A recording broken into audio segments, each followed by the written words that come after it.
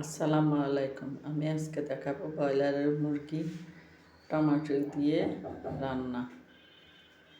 এই যে মুরগি চামড়া ফেলে ভালো করে কেটে নিয়ে ধুয়ে টুয়ে নিয়েছি। সরিষার তেলে পেঁয়াজ ভাজবো আর মরিচ বেটে নিয়েছি। শুকনো মরিচ লাল মরিচগুলি বেটে তারপরে তেলের মধ্যে দিলাম।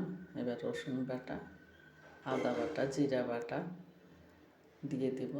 দিয়ে একটুখানি পানি দিব, যে একটু মশলাটা কষাবে, হলুদের গুঁড়ো দিয়ে দেব।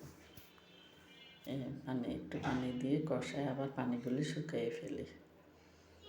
তারপরে এবার মাংসটা দিয়ে দিব। মাংসটা ভালো করে কষাবো ওই মশলার মধ্যে, লবণও দিয়ে দিব এর মধ্যে। তারপরে ঢেকে রাখবো কতক্ষণ ঢেকে রাখে। তারপরে একটু দারচিনি দিব। আমি এলাচিটা কম ব্যবহার করি। এই যে টমেটো কুচি দিয়ে দিলাম। ঢাকনা উঠানোর পরে একটু পানি বেরোলো, তারপরে টমেটো কুচিটা দিয়ে দিব। তার আগে অবশ্য পেঁয়াজ কুচিও দিয়ে দিয়েছি।